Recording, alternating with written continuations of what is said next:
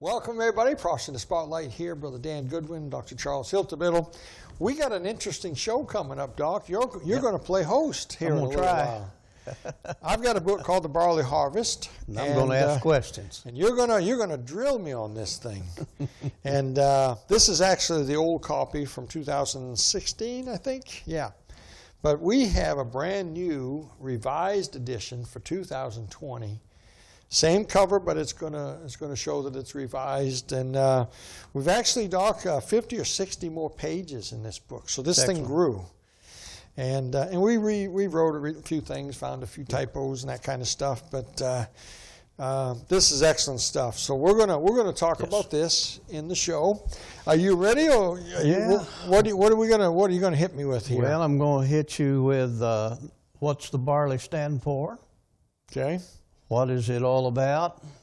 How does God use the barley, and what's it mean? The months, which month is what month? And all right. The Abib, or Abib, however you say it, Abib, and Nisan. Yeah. I think we've all used that wrong over the years. I think Abib is the biblical word for the month, Passover month. I think Nisan is the what they used after they were taken out of Israel in captivity. Yes. And they're outside of the land. There's no barley to look at. There's no temple. So there's no Abib, because Abib is the condition of the barley. And see, Deuteronomy tells us that he brought them out of Egypt, not in the month Nisan, in the month Abib.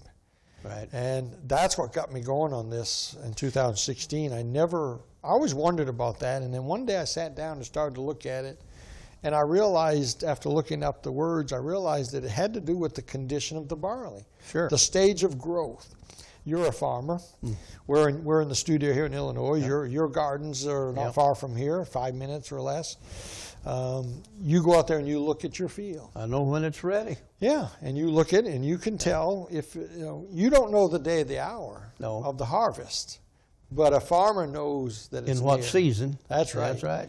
The farmer knows I better get the mules ready, or I better get some gas for the tractor. Amen. Because any day now I'm heading out there to harvest. But that's not just set by the month. That's set by the condition, and that's what you're going to tell us about. Yeah, and we'll talk about that. We'll explain what it meant to the Hebrew calendar every year. What does this all mean to God? What does this have to do with prophecy? You'll even talk about a story that's in the Bible connected with one of the judges and how that plays into it. I believe the book of Judges, the story of Gideon. Yes. I believe that is one of the keys that tells us what the barley represents. Yes, sir. And of course, the barley is a type of Israel. Amen. And great story there about the man in his tent. And of course, Gideon's getting ready to go to battle. He's scared to death. Well, I would be too. Yeah. And God knows these. And God says, if thou be afraid, and I may not be quoting this right, but if thou fear, he says, take your buddy, and I never can say his name. It's a funny name. Go up the hill. And go down into the valley and listen. And so he must have been afraid, because he did it. Yep. Goes down and listens outside of a tent, and a guy happens to be in there. And he's telling his dream to his roommate there in the tent, and and of course the guy says, I know what that means. He says that's none other than the sword of Gideon, and we're going to die tomorrow. Yeah, and what he told him was that's the host of Israel. He had a dream that a cake of barley. Yeah, you got to understand barley bread in Bible. There was just a flat, round, flat piece of bread. I got a picture of one in the book here. He saw a great big one, size of a big wagon wheel, rolling down the hill, ran over his tent, and his buddy. Now these are Midianites; these are not Hebrews. These are Midianites, and that Midianite said, "That's none other than the sword of Gideon." What did they understand? They understood that barley was a type of the nation of Israel. Right.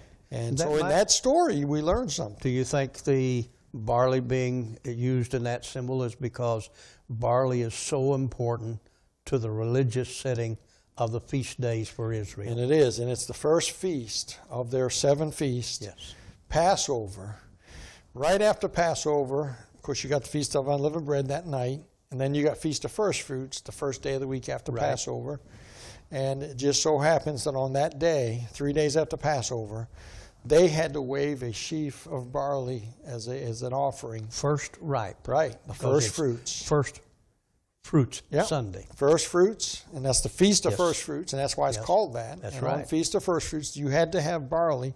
I have a saying in the book: no barley, no Abib. No Abib, no Passover. That's true. Now, that may not make a lot of sense to some of you listening. But that's why I think your book and your research is so important. It will help a lot of people understand Israel and its importance in prophecy. And how the calendar is reset. Yes. Because this is how they reset their seasons every year in Israel. Yes. Do you think this has to do with when Jesus said, speaking as a Son of Man, no man knoweth the hour of the day, but my Father only? I don't know if he's specifically talking about this, but it certainly applies. Because you can't know, I'll say it this way, you could not schedule Pentecost with your family Right. until they knew the Abib Yes, sir. barley was ripe. Yes. Because you didn't know when Passover. Passover was the first of the 7 feasts. Mm-hmm. Until Passover is scheduled on the calendar, you can't schedule the other 6. Yeah. And people misunderstand this. You didn't schedule Passover a year in advance. You didn't know when Passover was until 2 weeks ahead of time. Right. Because on that last day of the month of Adar, that's when they would look at the field and they would determine whether the barley is Right. what we call Abib. Abib means the barley is within 7 to 10 days ready to pick and ready to harvest. If it's Abib, it was announced it's Abib. That would be the last day of Adar. Passover is always on the 14th of the next month. So 2 weeks, basically 2 weeks to the day to Passover, Right. is when they would announce that it's Abib. If it's not ripe, they knew the seasons were off. Right. Because there's only 354 days on the calendar. By the moon. Yes. About every 3 years, the season's gonna be off. Every a 4 month. years, they're going to Yeah. have to do So something. So this was done according to the barley. If the barley was not ready, you can't have Passover, because to have Passover, you have to have barley for first Yes. fruits just a couple days later. Well, that's what I was saying a while ago. God only knows when Israel, the barley, is ready to harvest. That's right. When it comes to the fulfillment of prophecy. And that's the crux of the whole thing. Yes. Israel is the barley. Amen. God is not looking at the church to determine the rapture or the end time events. He's looking at that nation of Israel. That's right. And the old timers maybe didn't understand the barley, because I haven't read anybody that did. Back, 20 years ago, 50 years, I've never read any of this stuff in anybody's book. They understood one thing, though. They understood the importance of Israel. Yeah. And of course, men like M.R. DeHaan and those guys, they understood before Israel became a nation, they knew that it had to happen. Amen. And so the Abib barley, it means that the barley is ripe, it's ready for harvest, and that's the reset for their calendar. Of course, today, and for hundreds of thousands of years, they do it computerized. Sure. And you can go online, you can find Passover 100 years in the future. But I pay no attention to that. I'm telling you, Feast of Trumpets in the fall, you can't trust the Jewish calendar, because No, they you don't can't. use this system. But what you can realize is, chances are, if Christ is coming on the Feast of Trumpets, like I think he is, you can kind of, it's going to be the new moon in 1 or 2 months, either September, October, November, somewhere in there. But you're not going to pin it down to the day of the hour. No, you're not. Yep. And we're not supposed to. Well, I think it's going to be an interesting show as we investigate some of these things. Yeah, there's a lot to talk about. We won't get to it all, but the book, some of you have the book, but we got a brand new one that is ready. And I think there's 60 more pages, several more chapters. And I think you're going to find there's even more nuggets in the new book. So if you've got the old book, you might want to check out the new one as well. If you don't have one, you can go to the website and you can get one there.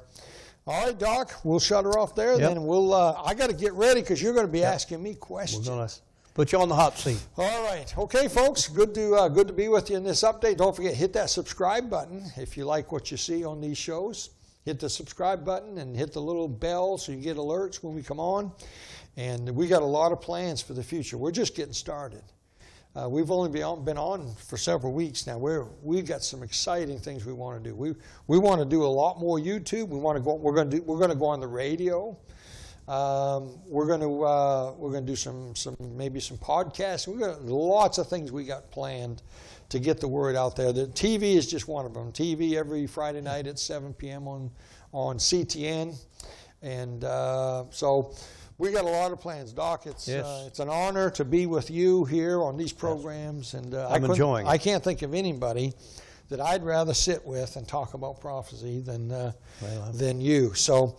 Thank the Lord for God's blessing and bringing us opening together. These doors for us. Amen. And, all right, well, we'll let her go there. Folks, get ready. That barley harvest may be already ripe, and the Lord may be getting ready to come back. Amen. So keep your eyes on the skies.